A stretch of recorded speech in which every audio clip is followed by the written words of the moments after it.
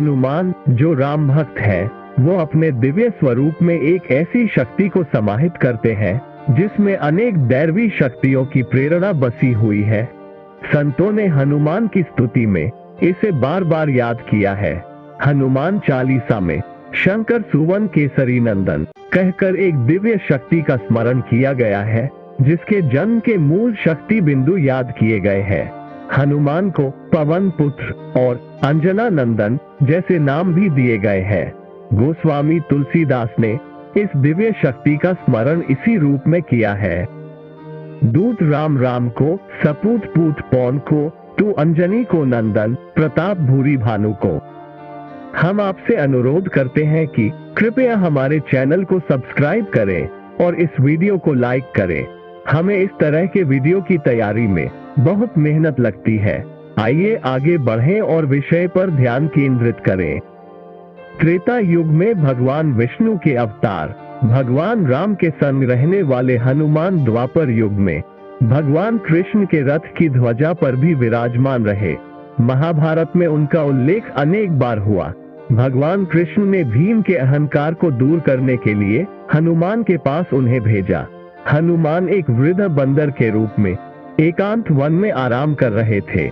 भीम ने संपूर्ण अपनी शक्ति का उपयोग किया, लेकिन वे महाबली हनुमान के स्थान से पूंछ को हिला नहीं सके।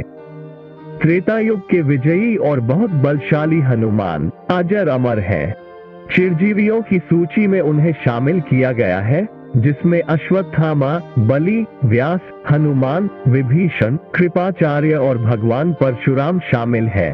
इन 7 चिरजीवियों में हनुमान एक प्रत्यक्ष देवता के रूप में है, जो अपने भक्तों की सभी मनोकामनाएं पूरी करते हैं। उनके पुण्य की महिमा अपार है। वे मन की तरह तत्परता से काम करते हैं, वायु की तरह अत्यंत तेजस्वी हैं। वे इंद्रियों को वश में करने में समर्थ हैं। वे बुद्धिमानों के मध्य सर्वश्रेष्ठ है। विद्या और बुद्धि के प्रतीक देवताओं में प्रथम पूजा के अधिकारी गणेश को ये जाना जाता है, लेकिन हनुमान युद्ध और शांति के अवसरों पर एक ऐसी बुद्धि की अद्वितीयता के उदाहरण के रूप में प्रस्तुत होते हैं और उनके बुद्धि कौशल की प्रशंसा बार बार होती है। वैष्णव आध्यात्मिक और दार्शनिक परंपरा में हनुमान को सर्वश्रेष्ठ देवता माना जाता है। इसका यह अर्थ नहीं है कि शैव और शाक्त संप्रदायों में हनुमान की महत्वता कम है। शिव और शक्ति के मंदिरों में भी हनुमान पूजा के अधिकारी के रूप में महत्वपूर्ण है। आप देश के हर कोने में शिव और शक्ति के मंदिरों को देखें। पवन पुत्र हनुमान को लगभग सभी मंदिरों में विराजमान पाएंगे। रुद्र और शिव के भक्तों की आस्था में हनुमान का स्थान यथार्थ में पूर्णता से है। हनुमान की आराधना का क्षेत्र व्यापक और बहुत विशाल है। उनकी आराधना के बिना कोई भक्त भगवान राम के पास पहुंचने की क्षमता नहीं रख सकता। हनुमान को प्रसन्न करना राम की कृपा प्राप्त करने के लिए अत्यावश्यक है। जगदम्बा सीता की कृपा भी उन्हें प्रसन्न किए बिना प्राप्त नहीं हो सकती। माता सीता ने हनुमान को अजर अमर और गुणों का खजाना होने का वरदान दिया है और उनकी कृपा के बल पर ही हनुमान भगवान राम से अत्यंत स्नेह करते हैं। भगवान राम ने अनेक अवसरों पर अपने भक्त की प्रशंसा में विचार व्यक्त किए हैं, जिनसे हमें भक्त और भगवान, सेवक और स्वामी, जीव और ब्रह्म की एकरूपता का गहरा अनुभव होता है। भारतीय आध्यात्मिक विचारधारा में यह मान्यता है कि भगवान सदैव अपने भक्त के रूप में विराजमान रहते हैं। भक्त के बिना भगवान की अपनी शक्ति भी कमजोर हो जाती है। सच्चे भक्त को संत भगवान कहा जाता है और वही किसी उपासक को भगवान से मिलाने का साधन बनता है। ये साधना भगवान की इच्छा के अनुसार ही प्राप्त होती है। जिसे ये साधना मिल जाती है, उसके लिए संसार में कोई भी वस्तु दुर्लभ नहीं रह जाती है।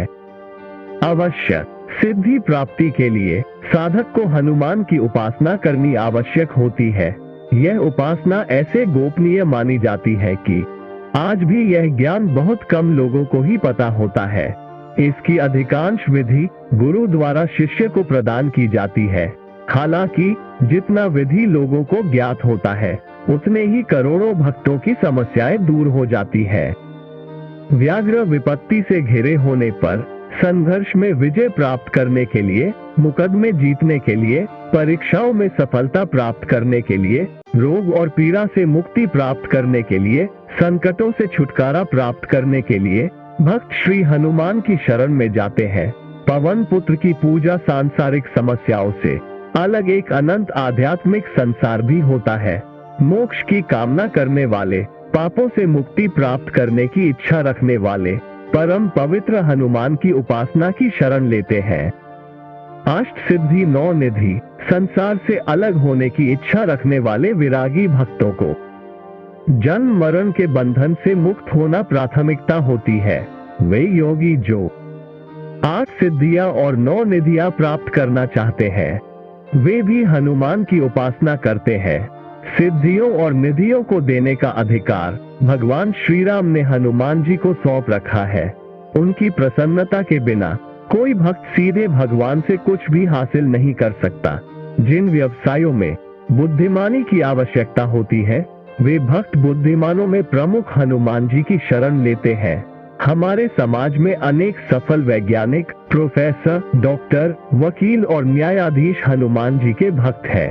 देश के ध्रुव से दक्षिण तक और पूर्व से पश्चिम तक ऐसे भक्तों की संख्या लाखों में है। हनुमान उपासना विधि। हनुमान जयंती को हनुमत उपासना की शुरुआत के लिए एक शुभ मुहूर्त माना जाता है। मनोकामनाओं की प्राप्ति के लिए इस पवित्र दिन से ही उपासना का आरंभ किया जा सकता है। हनुमान उपासना मंत्र। हम हनुमते रुद्रात्मकाय हूँ फट। इस मंत्र के अलावा अन्य कुछ मंत्र भी प्रचलित हैं, जो इस प्रकार है। हो हस्फ्रे खफे हसरो हस्फ्रे हसो हनुमते नमः। हस्फ्रे ह सक्फे हसो ओ मैं श्रीम हा ही हूँ। हस्फ्रे खफरे हस्त्रो हस्फ्रे हसो। इन मंत्रों के जप की संख्या को योग्य ज्ञानी से पूछकर निर्धारित करना चाहिए। मंत्र की सिद्धि में कितना समय लगेगा और कितनी संख्या में जप करना पड़ेगा, इसके बारे में पहले से कुछ निर्धारण नहीं किया जा सकता। साधक की भावना कितनी शक्तिशाली होगी, उसका आचरण कितना पवित्र होगा, जितना हृदय संयमित रहेगा और मन एकाग्र होगा, सिद्धि उसी के अनुसार प्राप्त होगी। हनुमान उपासना के नियम। एक बात को समझना आवश्यक है, हनुमान उपासना सात्विक विधि है। इसे केवल संयमी, सदाचारी और अहिंसक स्वभाव वाले व्यक्ति कर सकते हैं।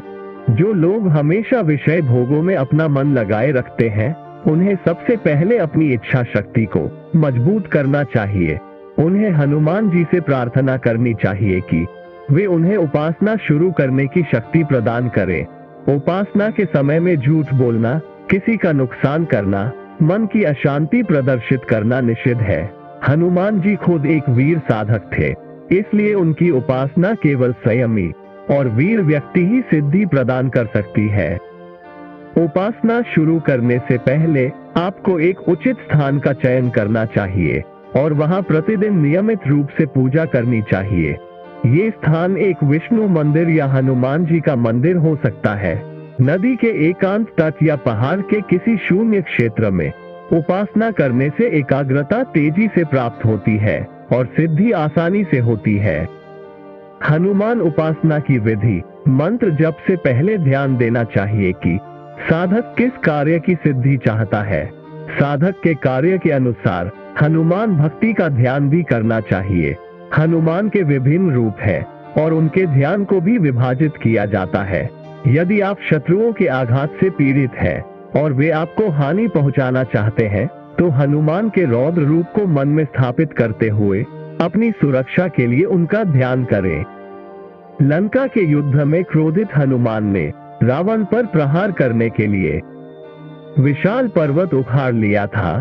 वे ये कहते हुए रावण की तरफ दौड़े थे, हे दुष्ट, युद्ध भूमि में खड़ा रह, जिससे मैं तुझे मार सकूं। उस समय हनुमान का शरीर लाह के रस के समान लाल हो गया था। उनकी चैप्टाएं कालांतक यम जैसी हो गई थी। उनके दोनों नेत्रों से अग्नि की शिखाएं निकल रही थी। उनकी शरीर करोड़ों सूर्य की तरह चमक रहा था। रुद्र के रूप वीर अंगद जैसे परम वीरों से घिरे हुए लंका की रणभूमि में अपना पराक्रम हनुमान दिखा रहे थे। मन में ये भावना करते हुए आप इस श्लोक का पाठ करें। महाशय समुपात्य धावत रावण प्रति तिष्ठ तिष्ठ रणे दुष्ट घोर रावत समुसृजन लाक्षा रसारुण रौद्र कालांतक यमोत्मन ज्वलदग्नि लसनेत सूर्यकोटि संप्रभम अंदाघैर्महा वीरवेष्टितम रुद्र रूपिणम। ये रौद्र रूप का ध्यान तभी करना चाहिए जब साधक शत्रुओं से घिरा हो। सुख समृद्धि के लिए हनुमान मंत्र। सुख समृद्धि की इच्छा रखने वाले साधक को हनुमान जी के शांत मनोहारी भव्य रूप का ध्यान करना चाहिए। ये ध्यान इस प्रकार है। दहन तप सुवर्ण समप्रभन भय हर हृदये विहितांजलि श्रवण कुंडल शोभिमुखाम्बुज नमत वानराज में हाथोतम। परिवार में संकटों को दूर करने के लिए हनुमान मंत्र। परिवार में कोई संकट आए और शोक की आशंका को हर्ष के विश्वास में बदलना हो तो इस प्रकार ध्यान करना चाहिए। अतुलित बलधामा हेम शैलाब्देहम दनुज बन कृशानो ज्ञानी नामग्रगण्यम सकल गुण निधाना वानरा नाम भीष रघुपति प्रिय भक्तम वात जात नमामि अंजना नंदना वीर जानकी शोक नाशन कपीश मक्षातार वंदे लंका भयंकरा। यदि आप हनुमान जी की मूर्ति के सामने बैठकर आराधना कर रहे हैं तो पहले आपको हनुमान जी की विधि पूर्वक पूजा करनी चाहिए। यदि आप मूर्ति के सामने पूजन नहीं कर रहे हैं तो आप हनुमत यंत्र बना सकते हैं। इस यंत्र को विधि पूर्वक स्थापित करके आपको इसकी श्रद्धा सहित पूजा करनी चाहिए। पूजा में 16 उपचार किए जाते हैं। इसमें आप जितने साधन सरलता से प्राप्त कर सके उसे उपयोग करें। सबसे बेहतर और मूल्यवान साधन आपकी भक्ति और निर्मल हृदय है। इसके बिना कोई साधन या पुरस्चरण सफल नहीं होता। 12 अक्षरों वाले हनुमत मंत्र को 1 लाख की संख्या में जप कर साधक असंभव कार्य को संभव बना सकते हैं। उपासना शुरू करने के लिए कुश के आसन पर बैठना चाहिए। मूल मंत्र से प्राणायाम करना चाहिए और करांगयास भी करना चाहिए। सीताराम का ध्यान करते हुए तांबे के पत्थर पर हनुमत यंत्र बनाया जा सकता है। ये यंत्र लाल चंदन की लेखनी और घिसे हुए लाल चंदन से भी बनाया जा सकता है। हनुमान जी का आह्वान करने के साथ ही सुग्रीव, लक्ष्मण, अगद, नल, नील, जाम्बवान, कुमुद और केसरी का भी पूजन किया जाता है। इन सभी का पूजन गंध, अक्षत, धूप, दीप और नैवेद्य से करना चाहिए। हनुमान जी के दाईं ओर पवन देवता और बाईं ओर माता अंजना का पूजन किया जाता है। इसके बाद ओम कपिभ्यो नमः मंत्र से हनुमान जी को 8 पुष्पांजलि समर्पित की जाती है। इतनी पूजा के बाद एकाग्र होकर मंत्र का जप करना चाहिए। एक दिन में 1 लाख की संख्या का जप करना संभव नहीं है, इसलिए हमें कई दिनों तक नियमित रूप से जप करना चाहिए। अगर संभव हो सके तो हर दिन पूजा के समय हनुमान जी को अनार का भोग अर्पित करना चाहिए। ये फल प्रभु हनुमान के लिए अत्यंत प्रिय होता है। तांत्रिक विधि से हनुमान आराधना। हनुमान की आराधना तांत्रिक विधि से करने वाले साधक जब जप को पूरा करते हैं तब उन्हें महापूजा करनी चाहिए। कार्य की सिद्धि के लिए साधक को रात और दिन में निरंतर जप करते रहना चाहिए। साधक के मन में निश्चित रूप से विश्वास होना चाहिए कि हनुमान दर्शन अवश्य होंगे।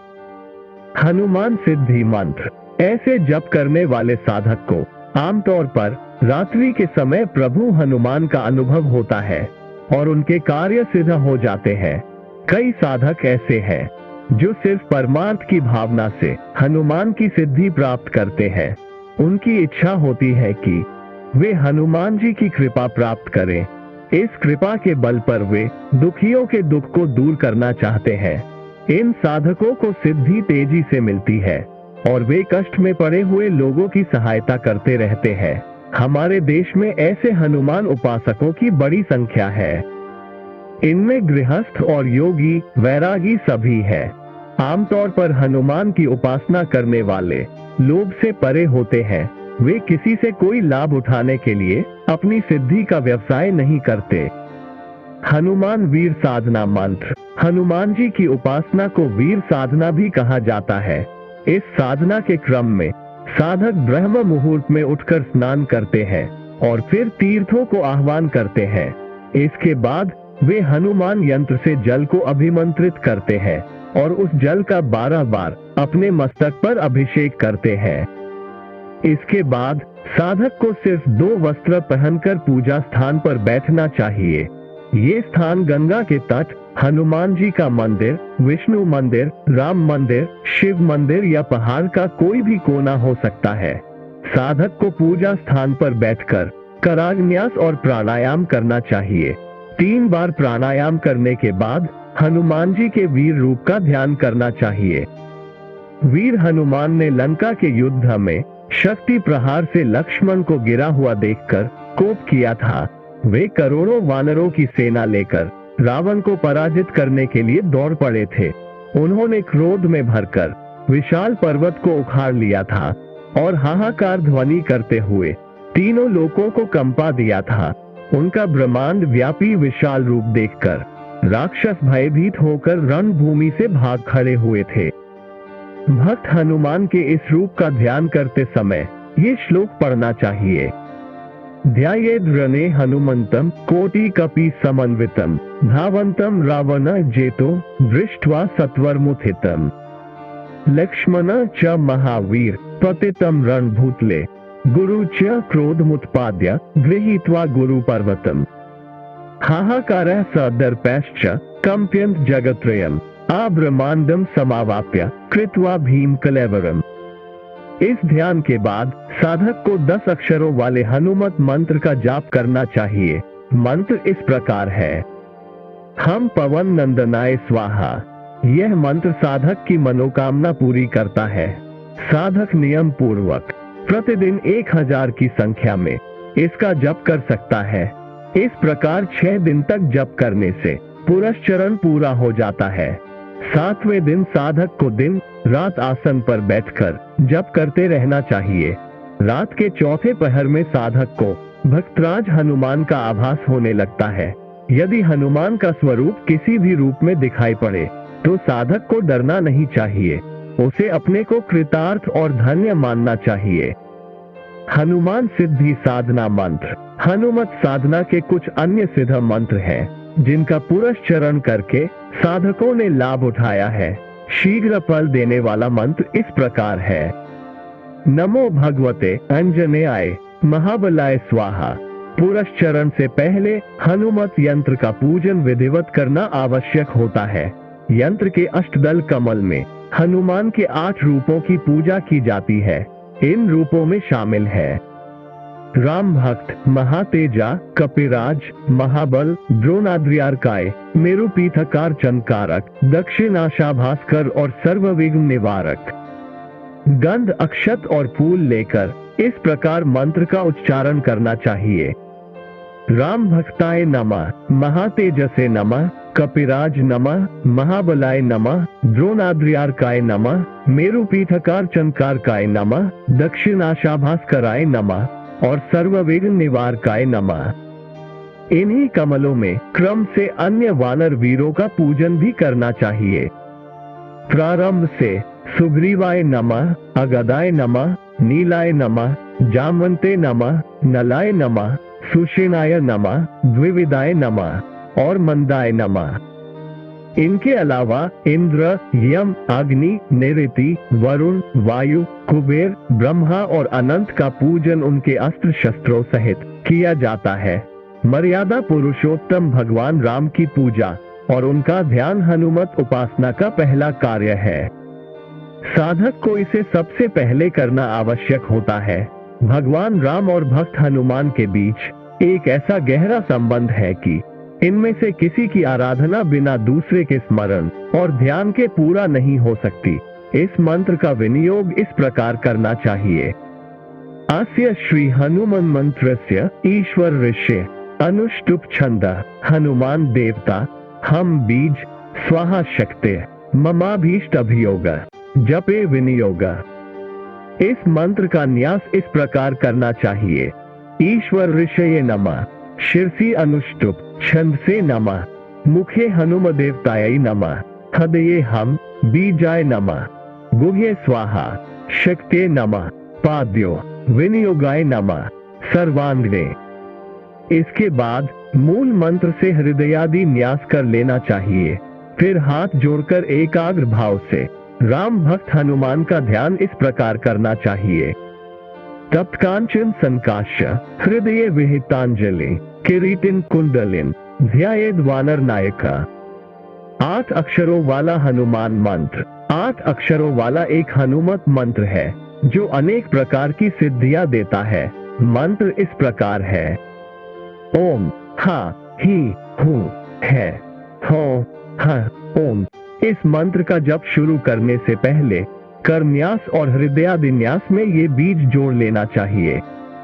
ओम हा, ओम ही, ओम हो, ओम है, ओम हो, ओम हा। इस मंत्र के पुरस्चरण से मानसिक तनाव दूर होता है और मनोकामना पूर्ण होती है। शत्रुओं पर विजय प्राप्त करने के लिए साधक को मेहंदी के रस और अष्टगंध से कोयल के पंख की कलम के जरिए हनुमान जी की आकृति बनानी चाहिए। इसके बीच अष्टकोण बनाकर 8 कोनों पर शत्रु का नाम लिख देना चाहिए। इस यंत्र को सामने रखकर मंत्र का 10,000 जप करना चाहिए। 10,000 का 10वां हिस्सा मात्रिका जप करना चाहिए। फिर मूल मंत्र जप के 10वें हिस्से के बराबर आहुति देकर हवन करना चाहिए। हवन के लिए काला तिल, खंडसारी और घी का हव्य बनाना चाहिए। हवन के बाद सदाचारी ब्राह्मणों को यथाशक्ति भोजन कराना चाहिए। ग्रहण के समय अगर यह क्रिया पूरी कर ली जाए तो यंत्र सिद्ध हो जाता है। जरूरत के मुताबिक इस यंत्र को धूप देकर 5 माला मूल मंत्र का जप कर लेना चाहिए। ये यंत्र साधक के पास रहेगा तो उसे अनेक प्रकार से लाभ पहुंचाएगा। ये यंत्र साधक के बौद्धिक शक्ति को बनाए रखता है। साधक की हमेशा विजय होती है। शत्रु उससे घबराते हैं, उसकी सराहना होती है। हनुमान आराधना के साथ साथ ऋषियों, संतों और देवताओं द्वारा की गई अनेक स्तुतियों का पाठ भी साधकों को रोज करना उचित होता है। इससे साधक को शांति की प्राप्ति होती है। उनके परिवार में सदा सुख और शांति का आवास होता है। संकट से मुक्ति प्राप्त होती है। आमतौर पर हनुमान चालीसा का पाठ करोड़ों भक्त नित्यता से करते हैं। यह एक प्रमुख स्तुति है। हनुमान बाहुक और बजरंग बाण का पाठ भी बहुत उपयोगी है। रामचरितमानस के सुंदर कांड का पाठ करने से शत्रु संकट खत्म होता है और रोगों का निवारण होता है। अगर घर में कोई प्राणी चला गया है या खो गया है तो सुंदर कांड का सहारा लेकर उसे सकुशल वापस बुलाया जाता है। वाल्मीकि और गोस्वामी तुलसीदास द्वारा रचित रामायण में वीर हनुमान की महिमा का वर्णन बहुत स्पष्ट रूप से किया गया है। ये दोनों कवि ही नहीं बल्कि सिद्ध संत भी हैं। उनकी रचनाओं में हनुमान जी की महिमा का विवरण पढ़ने और मनन करने से साधकों के अनेक कष्टों का निवारण होता है। हम उम्मीद करते हैं कि आपको यह वीडियो पसंद आया होगा। यदि ऐसा है तो कृपया इसे अपने सभी प्रियजनों के साथ शेयर करें। भगवान हनुमान जी सभी को सदैव सुखी और समृद्ध बनाए रखें। आप सभी का धन्यवाद।